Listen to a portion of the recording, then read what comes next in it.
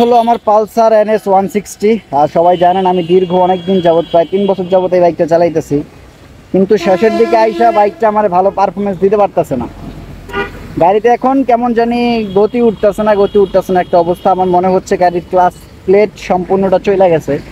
আর এখন আমি যাচ্ছি ক্লাস প্লেট ঠিক করার জন্য। আর ক্লাস প্লেট ঠিক করতে যাব হচ্ছে আমাদের বাইপাইলের শোরুমে। চলেন আপনাদেরকে আগে আমি ভালো করে দেখাই, গাড়িতে চইরা একটু বসে কথা বলি কিছুক্ষণ। আপনাদেরকে আমি এইটাই দেখাবো যে দেখেন ক্লাস প্লেট চলে যাওয়ার পর গাড়ির কি সমস্যা হইতে পারে। যে আমি এখন একটা গিয়ারে ফালাইছি, আমার গাড়িটা একদমই ভাগতেছে না। সব থেকে বড় কথা হলো এইটা, গাড়িটা একদমই ভাগতেছে না। আমি যে পাঁচ গিয়ারে ফেলায় যে 100 গতি তুলবো সেই গতি হচ্ছে না। 5 গিয়ারে ফেলায় আমার এই 20-25 চালানো লাগতেছে। দেখেন গাড়ি ভাগতেছে না। আমি কিন্তু পিক আপ দিয়ে রাখছি, ঠিক আছে, RPM উপরেই উঠতেছে না। তো চাইলেই এখন আরো জোরে পিক আপ দেওয়া যাবে না।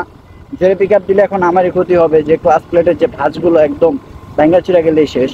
পল্লী বিদ্যুৎ আছে। এখন আমি কলেজে গেছিলাম, খুবই কষ্ট করে খুবই জার্নি করতে করতে আজকে গেলাম। সকালবেলা এখানে গেছি, বললো যে এরকম সমস্যা, ক্লাস প্লেট চেঞ্জ করা লাগবে, ফুল সেট ধরে চেঞ্জ করা লাগবে।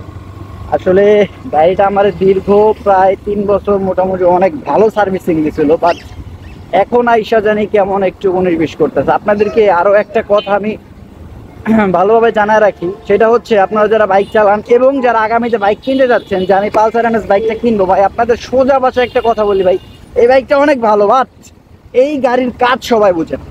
সব থেকে বড় এবং সব থেকে সমস্যার বিষয় হচ্ছে এটা, যে এই গাড়ির কাজ সবাই বুঝে না।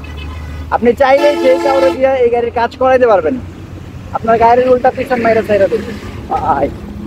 কয়েকদিন যাবত এই রাস্তাটা বন্ধ ছিল, তো যার কারণে আজকে অনেক দিন পর রাস্তাটা খুললো, সবাই তুফানের মতো চলাচল করতেছে। যাই হোক, যেই কথায় ছিলাম, যে এখন আমরা যাব হচ্ছে সার্ভিসিং সেন্টারে, না ডাইরেক্ট শোরুমে যাব ক্লাস প্লেটটা চেঞ্জ করার জন্য। আর ক্লাস প্লেটের সমস্যার কারণে অনেক সময় গাড়িতে ঠাস করে বাড়ি খায়। অনেকে ভাবতে পারেন যে এটা মনে চেনে বাড়ি খাইতেছে, কিন্তু আসলে ওটা চেনের বাড়ি না, ওটা ক্লাস প্লেটের ভাঁজের বাড়ি, ঠাস করে বাড়ি খায়। ওইটাও সমস্যা হয়। আবার এরকম হয় যে গাড়ি ভাগতেছে না। এই দেখুন আমি কিন্তু 5 নাম্বার গিয়ার দিয়ে এখন 33, 34, 32, মাঝে 26ও চলতেছে। তারপর আমি পিক আপ দিলে খালি শব্দ করতেছে, গাড়ি আগাইতেছে না।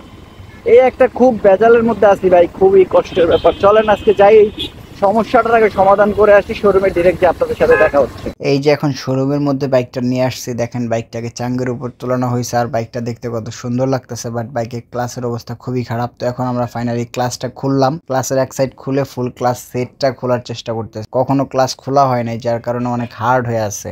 এখন আমরা ক্লাস সেটটা পুরোপুরি খুললাম। খোলার পরে যে এখন দেখতেই পাচ্ছেন ক্লাস সেটটা একদম ভাঁজ হয়ে গেছে। আর এই হলো ক্লাস প্লেট, আর এইটা হচ্ছে মোবিল ফিল্টার। সবসময় মনে রাখবেন, ক্লাস প্লেট চলে গেলে মোবিল ফিল্টারটাও কিন্তু চলে যায়। তো এখন এই যে নতুন ক্লাস সেট নিছি, ক্লাস প্লেট নিছি, তারপর ক্লাসের যে বাটিগুলো আছে এটা নিলাম। আর এইটা এখন দেখতে পাচ্ছেন, এটা হচ্ছে প্রেসার প্লেট বলে এটাকে।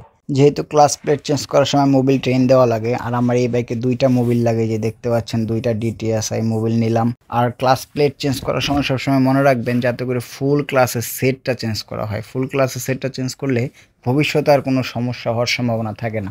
অনেকেই আছেন যারা কিনা শুধু ক্লাস প্লেটটা চেঞ্জ করেন, এইটা কিন্তু ভুলেও করবেন না, ফুল সেটটা সবসময় চেঞ্জ করার ট্রাই করবেন।